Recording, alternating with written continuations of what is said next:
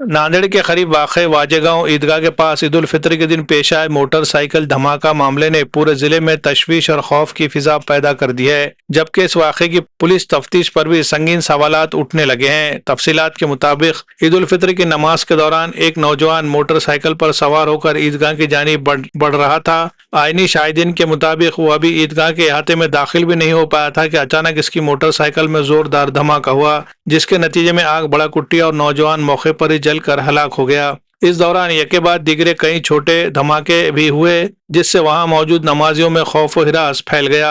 आईनी शाहिदीन ने दावा किया है कि नौजवान के जिस्म पर सुतली बम, पेट्रोल से भरी बोतलें, कपड़े की पट्टियां और दीगर मुश्तबा मवाद बंधा हुआ था। अगर वो ईदगाह के अंदर दाखिल हो जाता तो बड़ा जानी नुकसान हो सकता था और भगदड़ मचने से कई जानें जाया हो सकती थी। ताहम पुलिस की इब्तिदाई कार्रवाई पर सवालात उठ रहे हैं, क्योंकि पहले इस वाक़े को मोटरसाइकिल की टंकी में धमाका करार देकर एक हादसा बताया गया। इसके बरक्स मुख्तलिफ मिली और समाजी तंजीमों ने इसे एक मुनज़्ज़म दहशतगर्दाना साजिश करार दिया है, जिसका मकसद इलाके के पुरअमन माहौल को कशीदा बनाना हो सकता है। पुलिस की जानिब से अब तक कोई वाज़ेह और तफसीली बयान सामने न आने की वजह से अवाम में शकूक व शुबहात बढ़ते जा रहे हैं और तफ्तीश के दायरे कार पर भी सवालिया निशान लग गया है। इसी तनाजुर में आज सेकुलर फोरम की जानिब से रेस्ट हाउस में एक अहम प्रेस कॉन्फ्रेंस मुनक्किद की गई। फोरम के जिम्मेदारान ने मीडिया से गुफ्तगू करते हुए कहा कि यह वाक़या एक आम हादसा नहीं बल्कि एक सोची समझी साजिश मालूम होता है, मगर इसकी तफ्तीश मतलूबा संजीदगी के साथ होती नजर नहीं आ रही है। उन्होंने मजीद कहा कि पुलिस न सिर्फ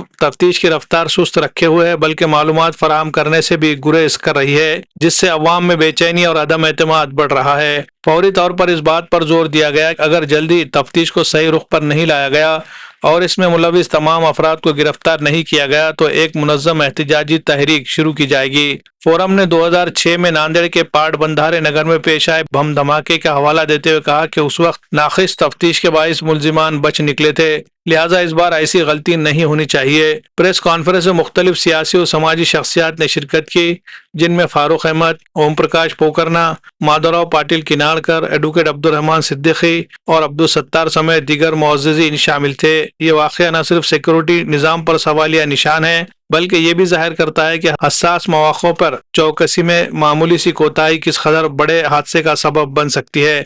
अब देखना यह है कि पुलिस इस मामले में किस हद तक शफाफ और मौसर तफ्तीश करती है और अवाम के खदशात को दूर करने में कामयाब होती है या नहीं। Bureau report, MCN Urdu news. Nanded secular फोरमच्या वतीनं ही जी काही घटना ईदच्या दिवशी घडलेली आहे ईदगाह मैदानाच्या जवळ, त्यामध्ये जे काही खरं पाहिलं तर इथल्या स्थानिक प्रशासनाने जो विश्वास निर्माण करून द्यायला पाहिजे होता, कारण घटना घडलेल्याचा जे स्थळ आहे आणि त्यावेळेचे टायमिंग जे आहे तर त्या ईदगाह मैदानावरती ईदच्या दिवशी जवळपास 50-1 हजाराचा समूह त्या ठिकाणी होता। तिथून हाकेच्या अंतरावरती किंवा त्या उतारावरती त्या ठिकाणी ही घटना घडलेली आहे आणि ते घटनेचे दृश्य बघितल्याच्या नंतर हे जाणीवपूर्वक केलेली घटना त्या ठिकाणी दिसते, अशा प्रकारची शंका कोणाला येऊ शकेल। आणि ती घटना घडल्याच्या नंतर जी काही पोलीस यंत्रणेनं जे काही कारवाई केलेली आहे ती म्हणजे उदाहरणार्थ ती घटनास्थळावरती त्या ठिकाणी ते धुवून साफ करणे आणि नंतर लोकांना विश्वासात घेऊन नेमकी घटना आतापर्यंत कशासाठी घडली, कोणामुळे घडली, ती साधारण वारदात होती या काय त्या ठिकाणी कॉन्स्पिरसी होती, या सगळ्या अँगलनं त्या ठिकाणी पूर्णतः क्लॅरिटी अजूनही काही त्या ठिकाणी आलेली नाही। ते कुठल्या निष्कर्षापर्यंत पोहोचले तेही काही सांगण्यात आलेलं नाही। म्हणून ही घटना आम्हाला 2006च्या घटनेची त्या ठिकाणी पुनरावृत्ती तर नाही ना अशा प्रकारची शंका येते, कारण त्यावेळेसच्या सुद्धा त्या घटनेमध्ये सुरुवातीला पोलिसांचा जो काही निष्कर्ष होता की ही साधी घटना आहे, ती चुकून घडलेली घटना आहे अशा प्रकारची होती, पण ती नंतर it turn out to be ए बॉम्बस्फोट आणि ठरवून केलेली घटना होती। तेव्हा अशाच प्रकारची तर घटना या ठिकाणी होत नाही ना अशा प्रकारची चिंता त्या ठिकाणी होते। आणि त्याचबरोबर ती काही जिल्ह्यामध्ये बाकीच्या इतर देऊळ वगैरे सारख्या ठिकाणी घडलेल्या घटनेमध्ये पोलिसांचं जे काही वर्तन त्या ठिकाणी राहिलेलं आहे तेही सुद्धा त्या ठिकाणी सगळ्या गोष्टीला त्या ठिकाणी कार्पेटच्या खाली ढकलून देण्याच्या संदर्भातली भूमिका त्या ठिकाणी घेता येते की काय अशा प्रकारची शंका आमच्या मनामध्ये। जर ती शंका त्यांनी त्याचं निरसन जर झालं तर आम्हाला त्याच्याकडे प्रशासनाच्या बद्दल काही म्हणायचं नाही, कारण नांदेड शहरामध्ये किंवा जिल्ह्यामध्ये कायदा आणि सुव्यवस्था आणि शांतता आणि जनतेच्या जानमालाची त्या ठिकाणी सुरक्षा होणं हे अत्यंत महत्त्वाचं आहे आणि देशाच्या सगळ्या अर्थानं सुरक्षितेच्या दृष्टिकोनातून महत्त्वाचं आहे। त्यासाठी म्हणून आम्ही हा संघटित प्रयत्न त्या ठिकाणी करतोय प्रशासनाच्याच मार्फत आम्ही ज्या राज्याच्या प्रमुखांना आणि त्याच्या कार्यवाहकांना त्या ठिकाणी आम्ही ही भूमिका कळावी, आमचं मन कळावं, आमची आशंका कळावी आणि त्याच्यात जर काही दोष असतील तर ते दुरुस्त करण्याच्या संदर्भामध्ये भूमिका त्यांच्यामार्फत त्यांना तशा निर्देश द्यावे. आमच्या एक 5 मागण्या आहेत, त्या 5 मागण्याच्या संदर्भात त्यांनी विचार करावा यासाठी म्हणून आम्ही या ठिकाणी भूमिका घेतली. अशी वेळी बघा प्रायमा फेशी कोणालाही शंका येईल अशा प्रकारची परिस्थिती आहे. काही आमच्या पक्षाच्या लोकांनी त्या ठिकाणी त्या संदर्भामध्ये काही भूमिका घेतल्या होत्या, त्यांचं सुद्धा त्या ठिकाणी शंकांचं निरसन झालं नाही. म्हणूनच तर एकट्यानं प्रयत्न होणार शक्य नाही. म्हणून त्या ठिकाणी जनतेचा दबाव निर्माण झाला पाहिजे, जनतेला अवेअरनेस निर्माण केला पाहिजे. आपल्या माध्यमातून सुद्धा त्या ठिकाणी एक प्रकारचा जनतेचा दबाव प्रशासनावर जर आला तर जर काही दुर्लक्ष झालं असेल, काही दिरंगाई झाली असेल तर ती दुरुस्त होईल या आशेनं आम्ही या ठिकाणी अशा प्रकारची भूमिका घेतलेली आहे. पाटबंधारे स्फोटाचा तपास वीक झाला, त्याच्यामुळे आरोपी सुटले. हा तपासही त्याच दिशेने चालू आहे असं वाटतं. हे बघा, जर समजा इन्व्हेस्टिगेशनमध्ये सगळ्यात महत्त्वाची गोष्ट म्हणजे असलेल्या सर्कमस्टान्शियल घटना इन्सिडन्सेसवरून त्या ह्याच्या एव्हिडन्सेसवरून आपण आशंका निर्माण करतो की एखादा समजा नॅचरल डेथ आहे का अननॅचरल डेथ आहे ह्याच्यावरून सुद्धा आपण घटनेमध्ये त्या ठिकाणी काही अँगल हुडकण्याचा प्रयत्न करतो. इन्व्हेस्टिगेशन एजन्सीचं तेच गोष्ट आहे की सरळ सरळ दिसायला लागले हा स्फोट आहे आणि स्फोट आहे आणि पुन्हा नंतर ती जी व्यक्ती जर समजा त्या ठिकाणी बचावासाठी दुसरीकडे इकडे तिकडे जात नसेल, त्याची ईदगाहच्या वेळेची वेळ, त्याच वेळेस घडलेली घटना, त्याच्या नजीकचं घटना आणि त्या ठिकाणी त्यांनी कमरेच्या भोवती गुंडाळलेल्या सगळ्या गोष्टी हे ठरवून केलेली घटना त्या ठिकाणी आहे. कुठल्या तरी गोष्टीला अंजाम देण्याच्या उद्दिष्टाला अंजाम देण्यासाठी ती करलेली आहे किंवा त्या अँगलनं तपास होणं गरजेचं आहे. पण ते होताना कोणाला त्या ठिकाणी आश्वस्तता त्या ठिकाणी निर्माण करणं गरजेचं आहे ना. आश्वस्त करायला पाहिजे इन्व्हेस्टिगेशन एजन्सी सगळ्यांना कॉन्फिडन्समध्ये घेऊन, आणि ते होत नाही म्हणून तर आम्ही त्या ठिकाणी त्यांना करा म्हणून आग्रह करतोय. मला या निमित्तानं 2004ची पाटबंधारे नगरची घटना, 2006ची पाटबंधारे नगरची घटना आठवते, ज्यामध्ये पोलिसांनी पहिल्यांदा प्रयत्न केला की ती घटना दाबून टाकण्याचा. आपल्या सर्वांच्या मते पोलिसांचं कर्तव्य हे असते की त्यामध्ये दोषी उघड करून त्या घटना उघडकीस आणल्या पाहिजेत, जेणेकरून देशामध्ये, राज्यामध्ये आणि आपल्या जिल्ह्यामध्ये, समाजामध्ये शांतता राबली पाहिजे. तीच पुनरावृत्ती या घटनेत झालेली आहे. IPS दर्जाचे पोलीस अधिकारी ज्या ठिकाणी जाऊन संबंध पुरावे नष्ट करण्याचा प्रयत्न करतात, यावरून आपल्याला लक्षात येते की यांचा उद्देश काय आहे. म्हणजे आजच्या सरकारला खुश करण्याचा जो उद्देश IPS अधिकाऱ्यांचा असेल तर जनता सुरक्षित कशी राहील. आणि त्या व्हिडिओमध्ये आपल्या सर्वांना दिसते की तो ग्रस्त स्वतः वाचण्याचा प्रयत्न करत नाही आहे, तो ग्रस्त जिकडं आग आहे तिकडे जाण्याचा प्रयत्न करतो आहे. याचा अर्थच तो आहे की तो सुसाईड बॉम्बर होता. आणि पोलीस जर त्या घटनेला हे करत नसतील तर आम्ही मागणी केलेली आहे NIAची, CBIची.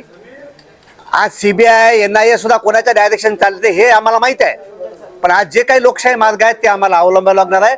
पुढे मोठे जनतेचे आंदोलन सुद्धा उभारावं लागणार आहेत आणि आमचा समाज हा सिक्युअर असला पाहिजे. असं कोणाला वाटत असेल की त्या घराला आग लागली म्हणजे माझं घर सुरक्षित राहील, असं अजिबात नाही आहे. हे संबंध जनतेला सुद्धा आपल्याला सांगावं लागणार आहे आणि या घटनेपासून बोध घेऊन पुढे अशा घटना होता कामा नयेत आणि पोलिसांना सुद्धा याच्यामध्ये आपल्याला जागा आणावं लागणार आहे. ही आमची भूमिका आज सेक्युलर फोरमच्या वतीने या ठिकाणी घेतलेली आहे. जो घटना हुई, जो हालात नांदेड़ के खराब होने वाले थे, जो ईद का त्यौहार था और जो जिस तरह से ऊपर वाले ने बचाया, जिस तरह घटना से होने के बाद में आज जिस तरह से हमने जो अलायंस बनाया सेकुलर फोरम, आज सब मिलकर ताकत से लड़ रही कि हम जो हादसा था जो टल गया और आगे जो है महाराष्ट्र में हालत बिगड़ना नहीं. और ये एक छोटा हादसा नहीं है. जब व्यक्ति जो बम बन के आता है, करके आता है, तो कुछ करके आता है, तो ये कहाँ तक है डीप. हमारी मांगनी वो है कि भाई इसमें SP साहब डीप में जाकर इसमें चौकसी करना चाहिए था. वो मकसद नहीं हुआ आज जिस तरह से ये हुआ. और जिसके नाम पे आपने बता रहे कि 7/12 तो 7/12 वाले देखेंगे ना, बाद में जनता देखने वाली. कोई भी छोटी चीज अगर हो गई इधर उधर तो उसको लेकर तुरंत बयान आ जाता है. तो इतना बड़ा वाकया हुआ, हजारों लोगों की जान पे बन रही थी, तो ऐसे में कहीं वहाँ शिवाजी नगर से कुछ तो आना चाहिए था. तो शिवाजी नगर वाले को जाके तो लगाइए ना, जरा आप पूछिए आप शिवाजी नगर वाले को कि भाई चुप क्यों है, भाई चुप क्यों है, क्या मकसद आपका. और मकसद हम जिस तरह से हमारी जो सेकुलर लोग हैं ताकत है एक मिलकर काम कर रहे हैं और इसमें उजागर होगा। हम उससे अपेक्षा नहीं रखते शिवाजी नगर वालों से कि भाई आप क्यों नहीं बोले, तो हमारा नहीं काम, वो आपका पब्लिक पे आपका काम है, जाके पूछना चाहिए। हमारा मकसद यही है कि भाई ये जो है, जो घटना हुई, आपके माध्यम से आपने जाना चाहिए कि उजागर करना चाहिए कि एसपी साहब ने आज तक डिक्लेयर नहीं करे। प्रेस कॉन्फ्रेंस लेकर उन्हें डिक्लेयर करना चाहिए था कि इसमें कौन था, कितना था, कहाँ से इन्वेस्टिगेशन करे, कहाँ तक पहुँचे, वो आपको बताया नहीं। इसलिए हमने आपके माध्यम से ये प्रेस कॉन्फ्रेंस बुलाए। आप अब उजागर करिए तो आपका धन्यवाद सभी का, पत्रकार जो आए हैं। जी आमचे सहकारी मित्र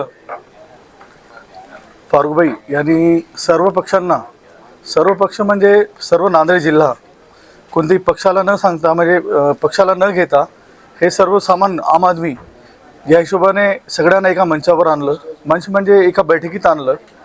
जवळपास पूर्ण नांदेड जिल्हा आल्यासारखं इथं मला असं वाटतंय। जवळपास सगळे पक्षाचे पदाधिकारी, काही पक्ष सोडले, 1-2 पक्ष सोडले तर सर्व पक्षाचे पदाधिकारी इथं दिसत आहेत।